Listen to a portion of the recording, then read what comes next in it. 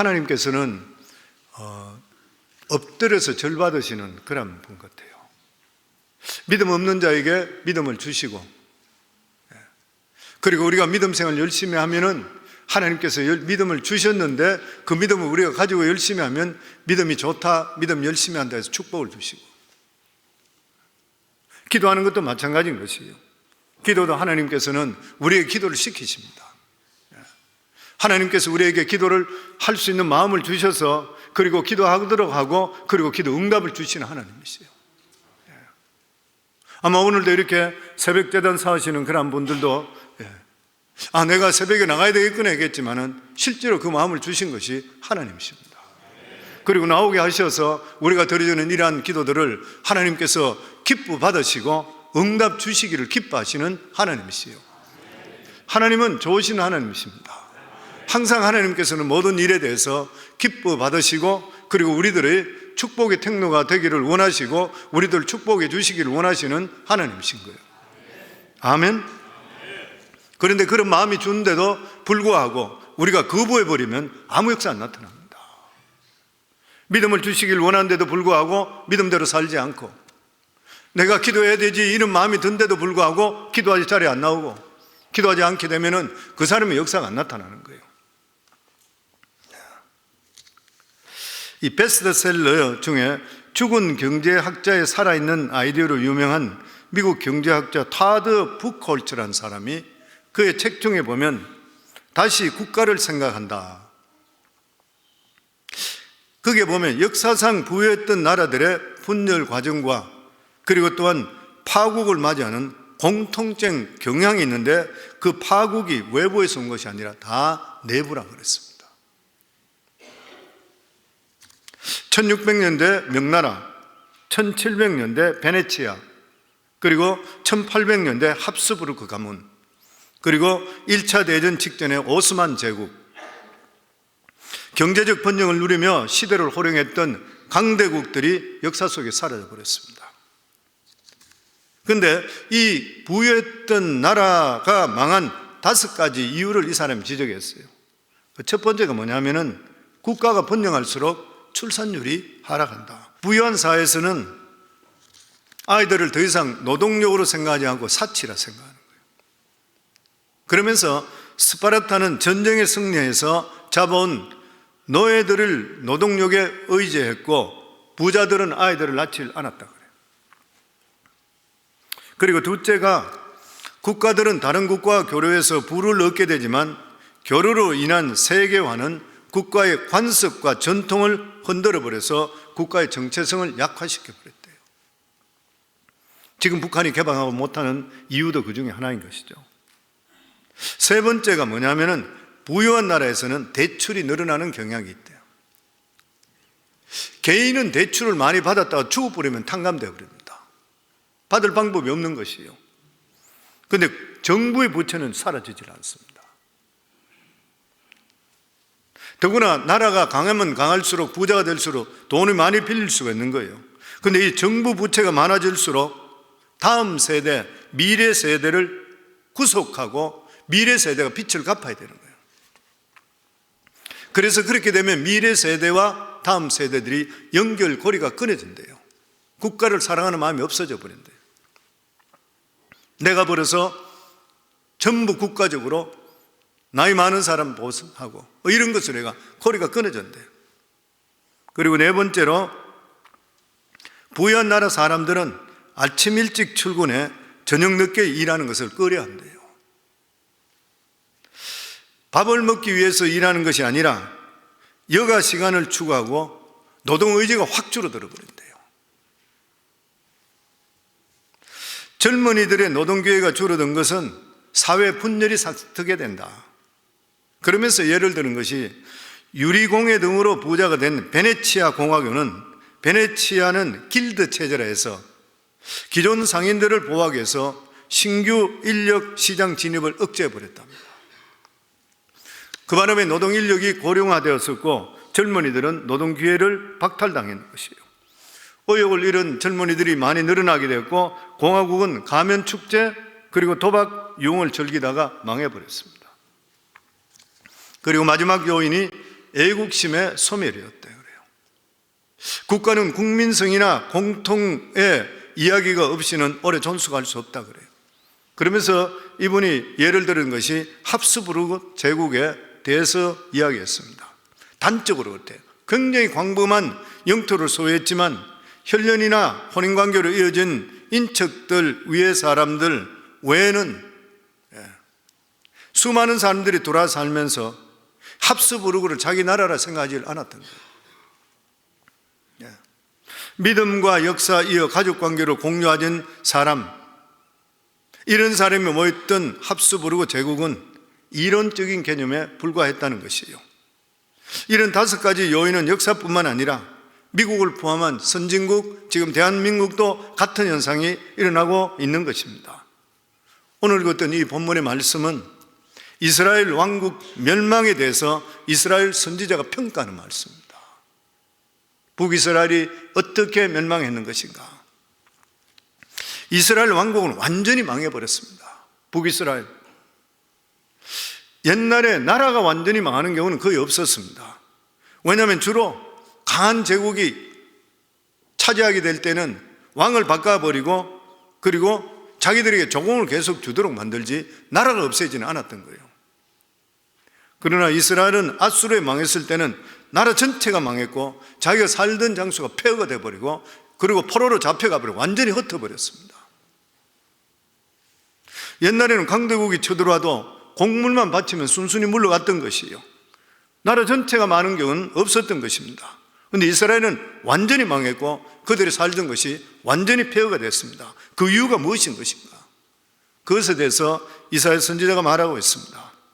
하나님께서는 이스라엘 백성들에게 끊임없이 메시지를 주시는 거예요. 그럼에도 불구하고 그들은 하나님 메시지를 신중하게 생각하지를 않았던 것입니다. 우리 8절에서 9절 저희들 다시 같이 읽겠습니다. 주께서 야곱에게 말씀을 보내시며 그것을 이스라엘에게 임하게 하셨은즉 모든 백성 곧 에브라임과 사마리아 주민이 알 것이오늘 그들이 교만하고 완악한 마음으로 말하기를. 여기서 보면 주께서 야곱에게 말씀을 보냈다 하는데 단지 선지자를 보내 설교했다 말 뜻이 아니라 히브리어로 말씀이란 뜻이 뭐냐면 사건, 일이라는 것이에요. 다시 말하면 이스라엘이 앞으로 일어날 일에 대해서 경고의 말씀을 주셨는 것이에요. 그리고 10절에 보면 충분히 그것이 무엇인지 알 수 있습니다. 10절 같이 읽습니다. 벽돌이 무너졌으나 우리는 다듬는 돌로 쌌고 뽕나무들이 지켰으나 우리는 백향목으로 그것을 대신하리라 하는도다. 무슨 말인 것이요? 이스라엘이 망하기 전에 하나님께서는 좋지 않는 일을 생기게 해서 그들에게 경고를 했던 거예요. 그러나 그들은 피해 복구만 열심히 했던 것이지 왜 자기들에게 이런 일이 일어나는 것인지 진지하게 생각해 보지를 않았다는 것입니다. 아마 전쟁에서 이스라엘이 큰 피해를 입었는가 봐요. 집들이 무너지고 뽕나무가 찍혀 없어졌습니다. 그런데 하나님께서는 이런 일을 통해서 메시지를 주기 원했던 것이에요. 다시 말하면 너희들이 이런 식으로 계속적으로 신앙생활하면 어떻게 될 것이라 이것을 보여주시기를 원했던 것이에요. 그럼에도 불구하고 이스라엘 백성들의 지도자들은 거만했고 반성하려고 하지를 않았습니다. 그들은 무너진 벽돌을 다듬어서 딴 돌로 다듬어서 대신했었고 뽕나무가 찍혀나간 것은 더 좋은 백향목을 심어서 회복하면 된다 이렇게 생각했던 것이에요. 그렇다면 무슨 말인 것입니까?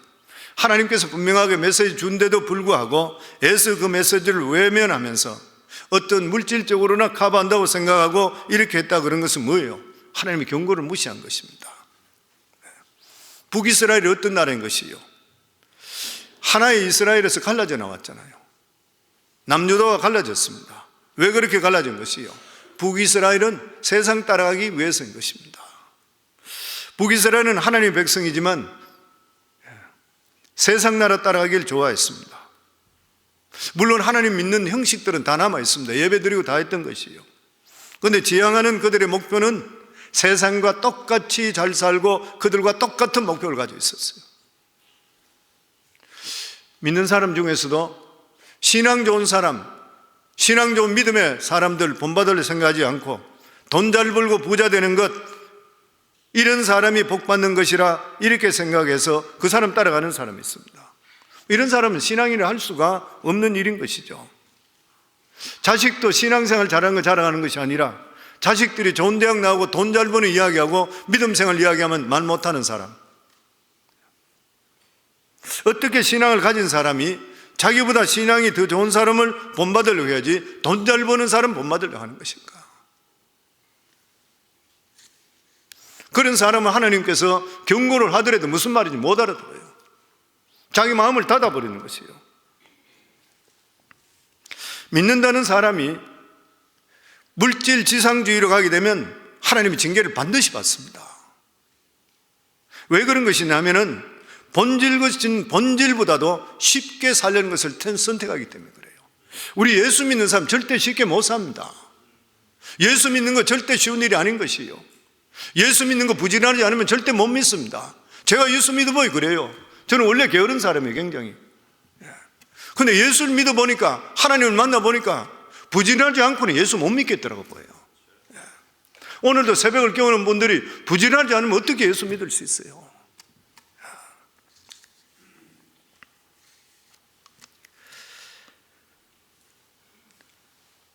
세상을 망하게 하는 것이 뭐냐면 세속주의입니다. 세속주의가 뭐예요? 인생의 본질을 전혀 생각하지 게 세속주의입니다. 먹고 마시고 돈 벌고 결혼하고 자기 삶에 집중하는 게 세속주의예요. 노아 때 사람들이 망하게 된 것이 바로 세속주의 때문이었습니다. 소돔과 고모라 때도 그 사람들이 망하게 된 것이 세속주의 때문에 망했던 것이에요. 사람들은 먹고 마시는 것보다 더 이상을 볼 수 있어야 됩니다. 그리고 근본적인 문제에 대해서 고민을 해야 돼요. 하나님께서 경고의 메시지 주실 때에 금식하며 그에 대해서 고민할 수가 있어야 되는 거예요. 새 일을 행하시는 하나님, 우리에게 복을 복 주시는 것만 생각하시기 아니고 복의 그릇으로 준비될 수 있어야 돼요. 그래야 하나님께 복을 주시게 되어 있습니다. 어떤 사람이, 부산 태생의 사람이 그리스도인인데 사업에 실패했습니다. 너무 괴로워서 태종대에 가면 자살바위가 있다고 그래요. 그는 자살하기 위해 자살바위를 찾아갔습니다. 근데 그 바위가 너무나 뾰족뾰족하고 우악스럽고 커서 내가 여기 뛰어내리면 굉장히 아프겠더랍니다. 그래서 감히 자살을 하지 못하고 밑에만 내려다보고 있는데 몇 시간이 지나고 나서 해가 뉘엿뉘엿 지는 것이요, 석양이 지는 것을 보게 됩니다. 그가 예수 믿는 사람인데도 불구하고 오죽했으면 자살을 하려고 그랬던 거예요. 그런데 그때 갑자기 마음에 하나님께서 그에게 질문을 합니다. 너 왜 사니? 돈 때문에 사니? 돈이 네 인생의 목적이니? 그러니까 그가 이렇게 대답합니다. 듣고 나서, 하나님 무슨 말씀하십니까? 내가 믿음은 적지만 그래도 내가 그리스도인인데 어떻게 제가 돈을 목적으로 살겠습니까? 그것은 절대 아닙니다. 하나님께 다시 질문하십니다. 그렇다면 너 왜 죽으려고 하니? 지금 돈 때문에 죽이려고 하는 거 아니니? 깜짝 놀라는 거예요. 사업에 휘말려서 문제에 휘말리다 보니까 너무 괴로워서 자살하려고 하는데, 그가 자살바위에서 하나님 주시는 말씀을 들으면서 인생의 본질을 깨닫게 되는 거예요. 우선순위를 자기가 보게 되는 것이에요. 그렇구나, 내가 돈 때문에 이 땅에 태어난 것 아니잖아. 그까지 사업 망해버리면, 아파트 처분해버리고 사글세방에 들어가면 어떤가? 하나님께서 나에게 건강 주시고 가족 주셨는데 살아있는 것이 얼마나 감사한 일인 것인가? 그는 자살바위 갔다가 완전히 새롭게 되돌아왔습니다. 인생이, 그분 간증해 보면 인생이 하루아침에 한순간에 그렇게 달라질 수가 없더래요. 본질을 깨닫고 나서, 아, 내가 돈 때문에 사는 것이 아니구나, 이것을 하나 깨닫게 되니까 모든 것이 해결되더래요. 하나님께서 오늘도 우리에게 똑같이 질문하십니다. 우리들에게, 너는 도대체 뭐 때문에 사니? 너는 이 세상을 사는 목적이 어디니? 예수 안 믿는 사람은 이거 상관없어, 이 말이. 아무리 이야기도 안 들어가요, 이 말은. 만약 제 자신도 예수 안 믿었다면 이 말이 안 들어올 거예요. 그냥 잘 먹고 잘 살고 돈 벌고 여행 많이 다니고 잘 다니고 이게 끝이라 생각해요. 근데 진짜 하나님 이 땅을 안다면 반드시 생각해 봐야 되는 것이에요. 우리들은 갑작스러운 파산이나 질병이든지 또 사랑하는 사람과의 사별을 할 수가 있습니다. 이런 일들을 통해 하나님께 도전적으로 우리에게 질문을 받습니다. 무슨 일 때문에 너 사니? 이 질문을 받을 때 우리가 어떻게 해야 되는 것인가요? 세상으로 질주하고 있던 우리가 멈추고 하나님 말씀 안에 들어올 수가 있어야 되는 것이에요. 세상 사람들, 믿음 없는 사람들, 이런 사람들은 이런 일을 당할 때에 상담이나 하든지 세상 원망하든지 아니면 술이나 아니면 도박에 빠지는 경우가 있습니다. 왜 그런 것이요? 자신이 옳다는 것이요. 자기 절대 안 바꾸겠다는 것이에요, 보면. 우리는 하나님의 축복을 받으려고 그러면 받을 수 있는 위치로 들어오셔야 됩니다. 우리 앞길은 전혀 몰라요. 우리 앞길이 천질만길 낭떠러지인지 어떤지 우리는 전혀 몰라요. 한 치 앞도 모르고 사는 게 우리 인생인 것이에요. 그런데 이 모든 것을 주관하시고 이끄시는 분은 하나님이시에요. 그래서 하나님께서 경고하실 때 우리 자신들을 진지하게 돌아봐야 됩니다. 예수님을 만났던 세리장 삭개오는 예수님을 만나면서 자기 재산 절반이 날아가 버렸습니다. 그는 부정적인 방법으로 징수했던 것이 있다면 4배를 갚겠다고 다짐합니다. 그는 예수님을 만나며 사는 방향이 완전히 바뀌었습니다. 그전엔 돈이 목표였었는데 이제는 하나님 말씀대로 사는 것이 그의 인생의 목표가 되었던 것이요. 세상 사람들의 눈으로 볼 때는 이 사람은 엄청난 재산의 손해를 봤어요. 예수님 만나기 때문에. 그러나 그가 그렇게 함으로써 멸망의 위치에서 복의 위치로 옮겨졌는 것이에요. 우리도 하나님의 복을 받기 위해서는 복을 받을 수 있는 위치로 들어야 되고 내가 복의 사람이 되어야 됩니다. 또 다른 경우도 있잖아요. 예수님께 부자 청년을 만났을 때 재산을 포기하고 나를 따르라 말씀했던 것이에요. 그런데 그 예수님은 그 청년이 재산으로 인해서 영원히 죽어가는 것을 보셨기 때문인 것이에요. 그런데 그 청년은 재산을 포기하지 못했습니다. 이 세상 것 때문에 영원한 멸망의 길을 선택했던 것입니다. 우리가 왜 하나님 말씀에 진지해지지 못하는 것입니까? 내 자신을 바꾸기가 싫은 거예요. 그냥 그대로 살고 싶은 거예요.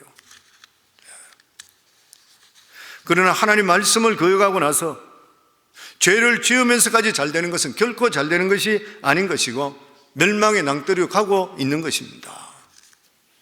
우리들은 새해를 맞이하면서 혹여나 그런 마음을 가지고 있다면 완전히 회복되어야 되고 내 삶 속에 믿음으로 사는데 결단 내리는데 지장을 주는 몇 가지 것들이 있다면 그것을 끊어낼 수가 있어야 되는 것이에요.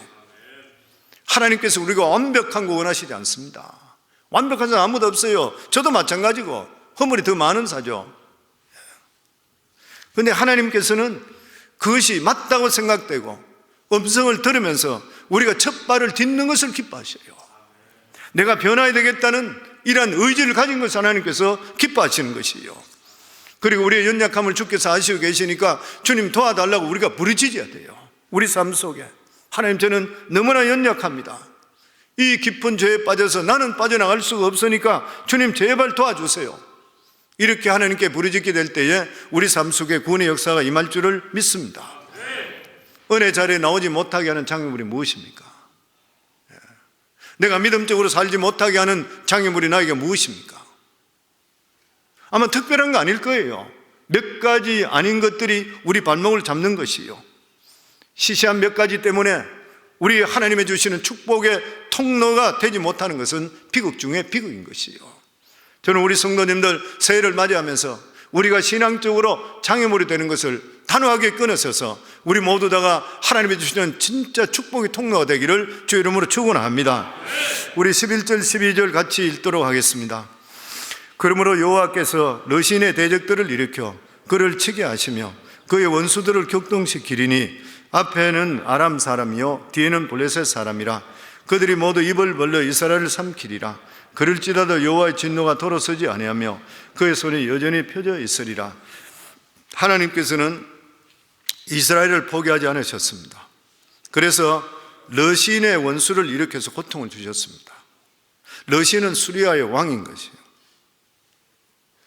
수리아의 원수는 앗수르인 거예요. 이스라엘 왕 베가는, 그 당시에 이스라엘 왕 베가는 러시인과 동맹을 맺어 잘 지내려고 했던 것이에요. 수리아가만 잘 지내게 된다면 자기들은 아무 이상 없을 것이라 이렇게 생각했어요. 그런데 이 죄에 대해서 하나님께서 수리아보다 더 무서운 나라를 준비했습니다. 그것이 바로 앗수르인 것이에요. 앗수르를 통해 단번에 망해버렸습니다. 완전히 망해버렸던 거예요. 무슨 말인 것이에요?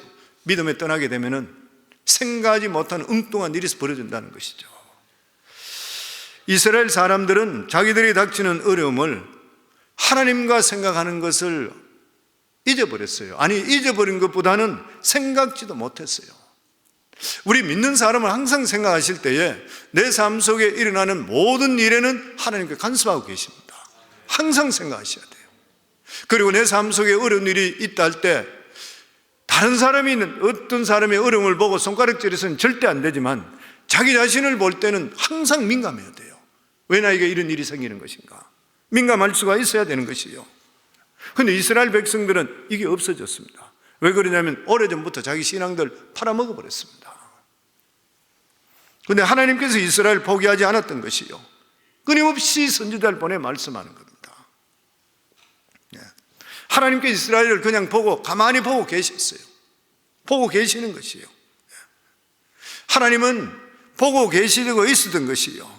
그래서 믿음의 사람들이 내가 별 볼 일 없이 신앙생활을 옳게 하지 않는데도 불구하고 아무 일이 일어나지 않을 때는 두려워해야 됩니다. 두려워해야 되는 것이죠. 왜냐하면 하나님은 절대로 그냥 안 넘어갑니다. 사랑하기 때문에 그냥 넘어가질 않으시는 것이요.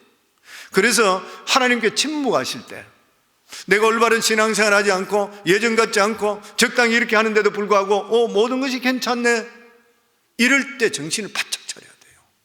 그때 회개하고 돌아와야 되는 것이요. 그러면 하나님께서는 모든 것을 다 용서해 주시는 것이요.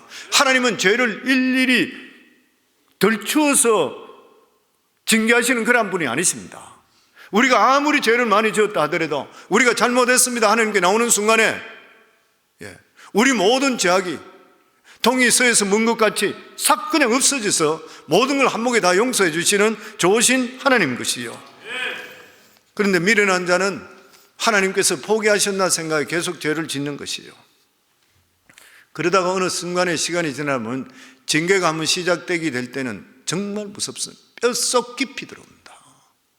하나님의 매는 잘 드시질 않지만 한 번 드셨다 그런 것 같으면 뼛이 싹을 정도로 정신 차릴 수 있도록 만드시는 것이요.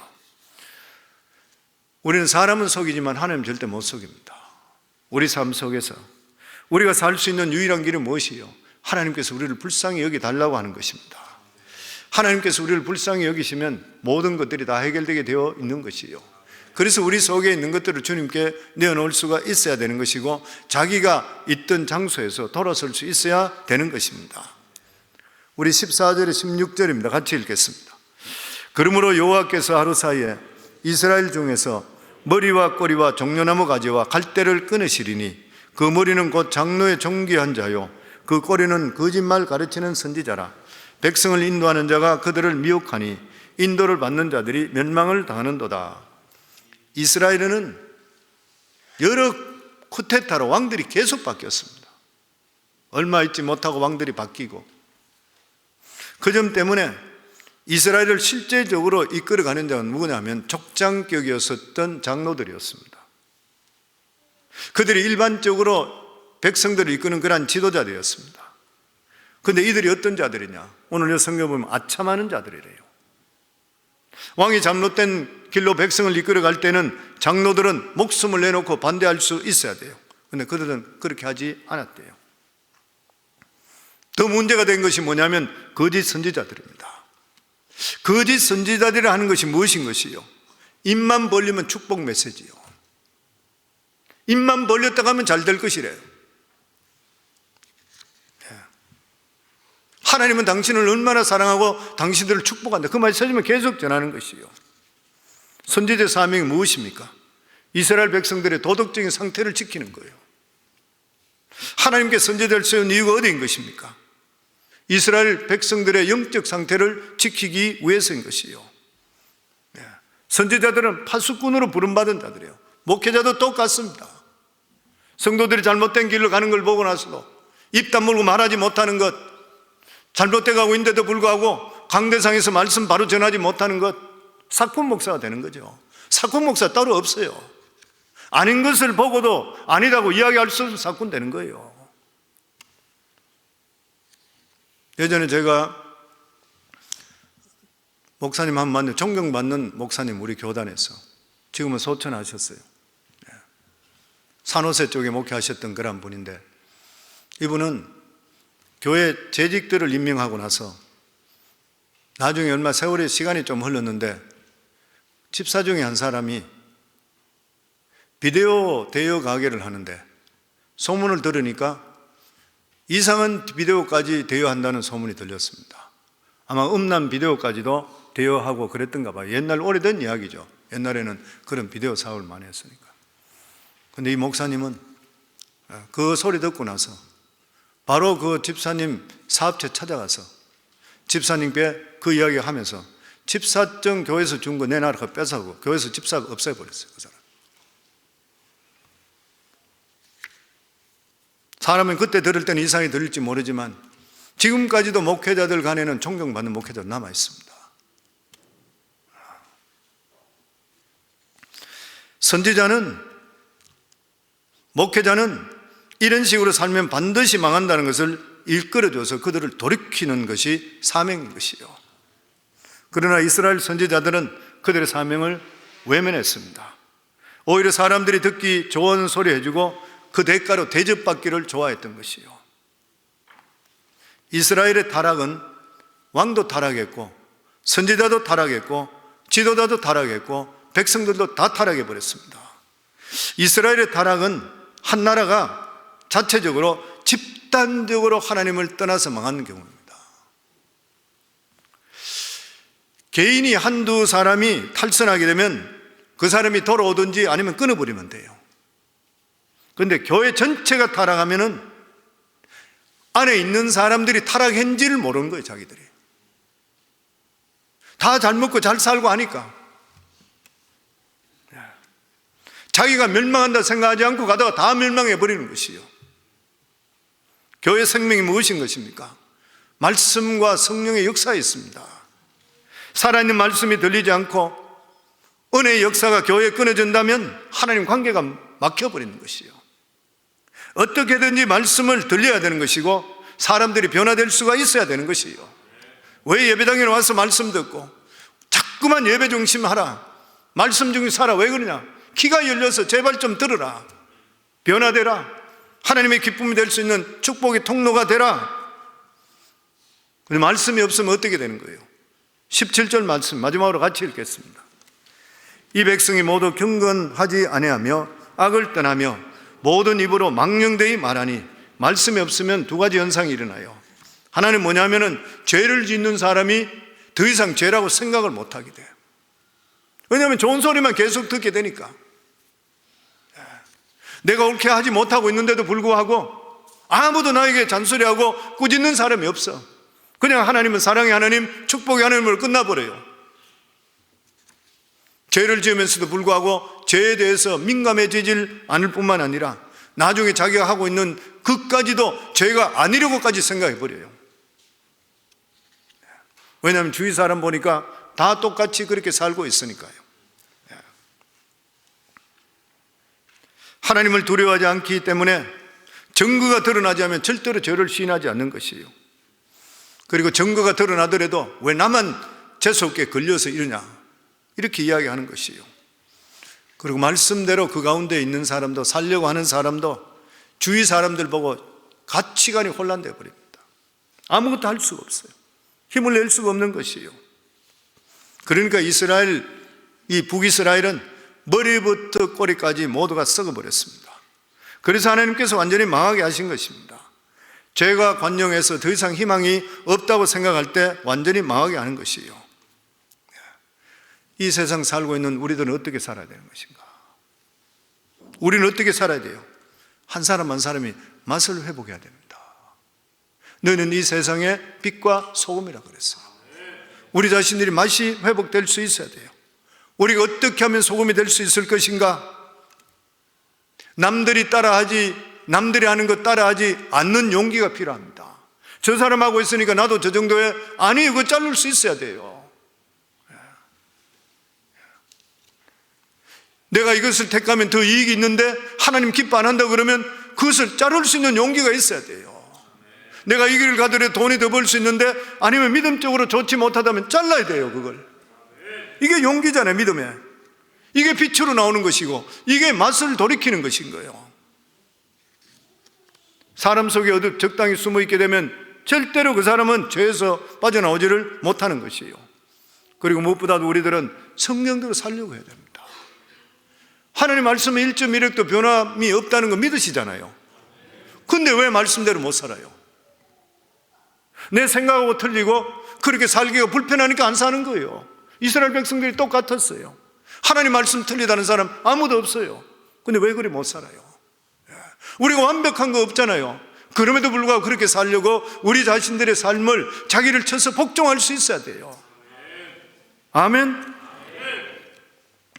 내가 세상적으로는 성공하지 못한다 하더라도 하나님의 주시는 축복을 받겠다는 결심을 해야 되는 것이에요.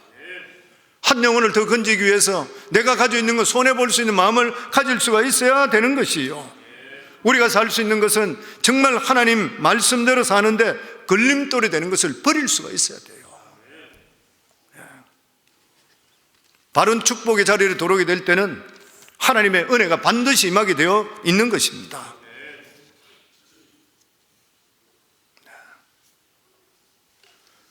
오늘 제가 말씀을 전했습니다.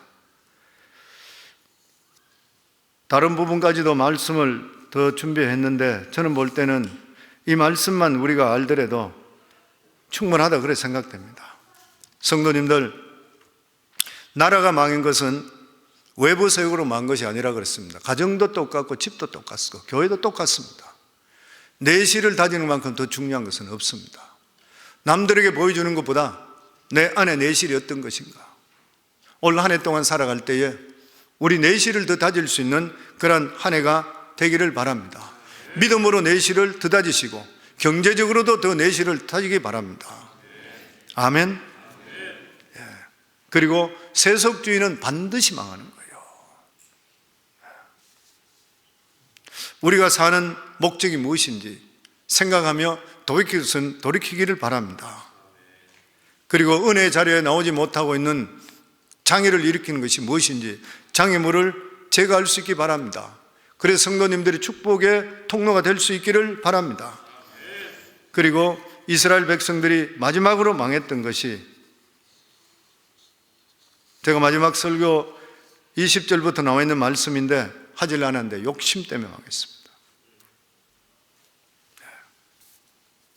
하나님이 주신 은혜가 그들에게 너무나 큰데도 불구하고 하나님께서는 에브라임과 므낫세, 요셉 지파를 통해 하나님께서 북이스라엘 전체를 이끌 수 있는 리더십과 놀라운 영토를 줬는데도 불구하고 그들은 그것으로 만족하지 않았습니다. 계속 옆에 있는 사람들을 잡아먹고 그리고 만족하지 못하기 때문에 하나님께서 멸한다 그랬습니다. 성도님들, 올 한 해 동안 살아갈 때에 우리 삶 속에 주신 것에 감사하고 그리고 욕심을 버릴 수 있기 바랍니다. 그럴 때 하나님께서는 우리가 맛이 회복되고 그리고 축복의 통로로 임할 줄을 믿습니다. 그리고 신앙생활 절대 쉬운 일이 아닌데 우리 자신을 쳐서 복종해야 되고 게으르지 마시고 믿음으로 충성스럽게 헌신해서 하나님이 주시는 귀한 은혜 자리에 들어갈 수 있기를 주의 이름으로 축원합니다.